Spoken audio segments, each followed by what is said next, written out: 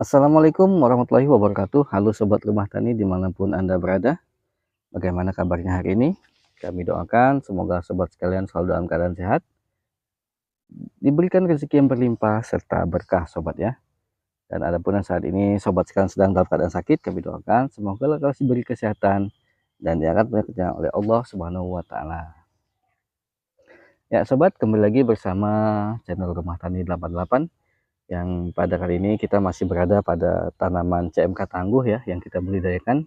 Pada hari ini kita sedang melakukan pemanenan CMK tangguh Sobat. Ini sudah dapat satu wadah ini Sobat ya. Ini juga masih ada lagi yang merah.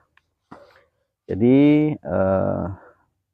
sedikit informasi bahwa CMK tangguh ini kalau dari segi buahnya itu cukup banyak Sobat ya. Meskipun perawatannya cukup minim kalau di sini Sobat. Namun memasuki musim hujan seperti ini, di tempat kami ini musim hujan Sobat ya, karena memang beberapa hari hujan panas gitu Sobat ya. Jadi ada beberapa kelemahan yang terjadi pada tanaman CMK tangguh kita Sobat. Nanti akan kita bahas ya. Ini kita lihat buahnya seperti ini ya. Kalau buah CMK tangguh itu cukup ramping ya, tidak terlalu besar dan juga tidak terlalu kecil. Dan ini cukup disenangi pasar ya, yang model buah seperti ini ya, kecil tidak terlalu besar. Dan untuk buahnya memang cukup banyak ya, jadi sehingga mengakibatkan patah ya, karena terlalu banyak buahnya seperti ini. Ini nanti akan kita petik juga Sobat ya.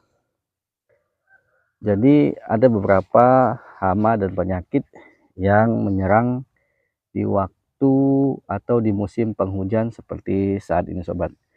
Yang pertama yaitu adalah busuk ranting Sobat ya. Seperti ini bisa kita lihat, kita perhatikan ini busuk ranting. Ini juga disebabkan oleh curah hujan yang cukup tinggi ya, atau apalagi misalkan hujan mendadak ya, seperti panas ya, pagi panas tiba-tiba siangnya langsung hujan. Ini rata-rata kebanyakan akan menjadi seperti ini Sobat, busuk ranting ya. Jadi untuk pencegahannya di sini kita akan melakukan penyemprotan fungisida Sobat. Ya, jadi untuk mengurangi atau mengendalikan busuk ranting seperti ini Sobat ya. Jadi ini cukup banyak juga ya di tanaman CMK tangguh kita. Memang dari segi ketahanan penyakit atau virus kuning memang cukup tahan ya. Boleh kami acungi 4 jempol Sobat kalau CMK tangguh ini. Karena memang ini lahannya adalah lahan bekas cabai rawit yang tempo hari terserang Gemini virus. Tapi di sini alhamdulillah CMK tangguh kita tidak ada yang terkena virus Gemini Sobat. Namun kelemahannya adalah tidak tahan dari busuk ranting seperti ini. Mungkin bukan cuma CMK tangguh saja Sobat ya. Mungkin cabai-cabai yang lain juga kurang tahan lah kalau diserang oleh curah hujan seperti ini. Yang kedua adalah antraknosa Sobat, atau pate ya, atau ya biasa kita menyebutnya antraknosa ya, seperti ini ya, busuk kering ya. Ini juga disebabkan oleh jamur yang diakibatkan oleh curah hujan atau intensitas hujan yang cukup tinggi seperti ini ya. Ini CMK tangguh kita ada juga yang terserang antraknosa Sobat. Jadi memang untuk ketahanan kulit buahnya kita lihat kurang ya, kurang tahan. Namun ini juga bisa terjadi bukan hanya di CMK tangguh ya Sobat ya. Jadi bisa terjadi di seluruh tanaman cabai yang kita budidayakan Sobat ya. Termasuk yang di dalam screenhouse ya. Itu belum kita liput lagi Sobat, karena memang masih masuk buah kedua, jadi belum ada yang merah, belum kita lakukan pemetikan. Jadi saat ini kita hanya melakukan pemetikan di luar screenhouse saja Sobat. Ya, jadi untuk mencegah atau mengendalikan antraknosa seperti ini Sobat, bisa dengan kita lakukan penyemprotan fungisida ataupun pengocoran fungisida.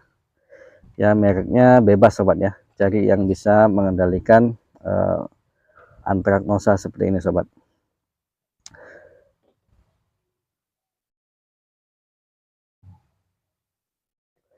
Jadi cukup disayangkan juga kalau misalkan buahnya bagus namun terserang antraknosa seperti ini sobat ya. Jadi kalau kami di sini menyarankan untuk mengurangi pemupukan dengan unsur N ya, yang ada nitrogennya. Jadi kita bisa mengalihkan dengan menggunakan pupuk TSP atau KCl aja sobat, untuk memacu bobot buah ya. Jadi yang seperti ini kita sortir sobat ya, ini tidak masuk dalam timbangan, jadi kita kumpulkan dan akan kita musnahkan nanti sobat ya.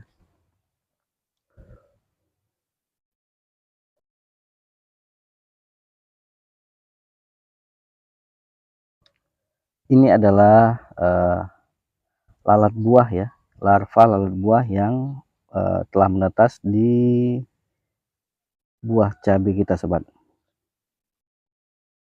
Jadi ini yang 1 minggu lalu mungkin lolos dari semprotan sobat ya.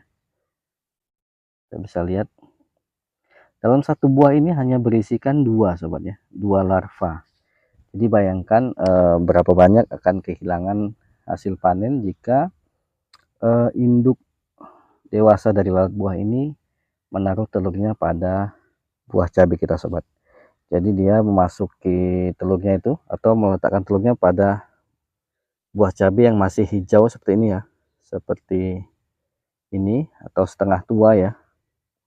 Tapi rata-rata di fase masih hijau ya, jadi kulit buah masih hijau, masih lembut ya, dia menaruh telurnya sehingga nanti akan menetas dan kemudian akan menjadi larva lalat buah seperti ini. Dan dalam larva ini dia akan berubah menjadi lalat dewasa itu sekitar 7 sampai 10 hari sobat ya. Jadi memang kita harus mengendalikan ya, karena juga sudah 1 minggu kita tidak lakukan penyemprotan. Maka hari ini setelah kita lakukan pemetikan buahnya, akan kita lakukan penyemprotan sobat.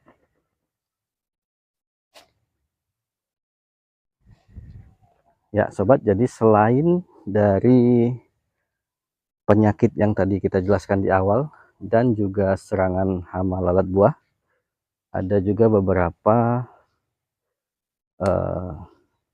hama ya yang menyerang di musim penghujan, yaitu adalah ulat ya. Jadi ulat ini disebabkan oleh kupu-kupu sobat ya. Jadi waspadai kupu-kupu yang masuk ya pada tanaman cabai kita seperti itu. Itu adalah kupu-kupu yang menaruh telurnya di balik daun ya, di balik daun cabai, dan kemudian akan menetas dan menjadi ulat dewasa sobat yang akan menyerang buah cabai kita ataupun menyerang daun cabai kita sobat ya. Jadi cukup diperhatikan juga kalau banyak kupu-kupu di lahan sobat ya. Jadi cepat kendalikan dengan insektisida agar telurnya tidak jadi menetas, sehingga tanaman cabai kita bisa terhindar dari serangan hama ulat ya. Termasuk ulat gayak itu sobat ya, itu berasal dari kupu-kupu juga sobat. Ya sobat, jadi kesimpulannya adalah di musim penghujan seperti saat ini, sobat sekalian harus lebih intens dalam melakukan perawatan tanaman cabai sobat ya. Terutama jika sudah kelihatan ada beberapa tanaman yang terkena busuk ranting ya, seperti ini. Sobat harus cepat melakukan pengendalian dengan menggunakan fungisida sobat ya. Jadi gunakan fungisida yang memang mampu mengatasi penyakit busuk ranting ya, dan juga antraknosa sobat ya. Jadi gunakan fungisida yang tepat sobat, dan lakukan interval penyemprotan rutin ya. Jika misalkan 5 hari sekali, sobat harus lakukan 5 hari sekali sobat. Jadi jangan sampai telat ya, agar tidak menyebar ke tanaman yang lain ya sobat ya, sehingga bisa menyelamatkan tanaman sobat yang terkena serangan busuk ranting ataupun antraknosa sobat. Dan juga untuk hamanya ya, sobat juga harus lakukan pengamatan lebih dalam lagi, karena memang di musim penghujan ini hamanya terlalu banyak ya. Jenisnya itu adalah ulat-ulatan juga sobat. Seperti yang saya jelaskan tadi, yaitu kupu-kupu ya. Jadi kupu-kupu itu juga termasuk hama yang cukup banyak menyerang tanaman cabai ya, terutama jika dia sudah menaruh telur-telurnya di daun cabai dan mengakibatkan buah cabai kita bisa rusak dan gagal panen sobat. Sedangkan untuk kami di sini, kami telah menyiapkan greenhouse ini ya. Ini greenhouse-nya akan kita buat untuk tanam cabai, sehingga melindungi tanaman kita dari serangan air hujan ya, dari guyuran air hujan, dan bisa terbebas dari hama. Nanti akan kita lanjutkan dengan pemasangan dinding samping ya, menggunakan insect net, dan juga lahannya juga sudah kami siapkan. Itu ada bubuk kandangnya. Kita akan lakukan penanaman CMK di dalam greenhouse ya. Nanti akan kita buat perbandingan bagaimana hasil dari tanaman cabai di dalam greenhouse yang tidak terkena hujan sama sekali dengan yang di open field seperti ini sobat. Jadi ikuti terus video kami agar sobat sekalian bisa melihat bagaimana perkembangan tanaman cabai yang kami budidayakan, baik itu di lahan terbuka maupun di dalam greenhouse. Oke sobat, mungkin segitu dulu yang dapat kami tampilkan kali ini. Semoga video kali ini bermanfaat dan menjadi inspirasi untuk sobat sekalian dalam membudidayakan tanaman cabai sobat ya. Terima kasih untuk sobat sekalian sudah subscribe channel ini. Semoga menjadi ladang pahala untuk sobat sekalian karena ikut bantu mengembangkan channel ini. Kami akhiri. Assalamualaikum warahmatullahi wabarakatuh.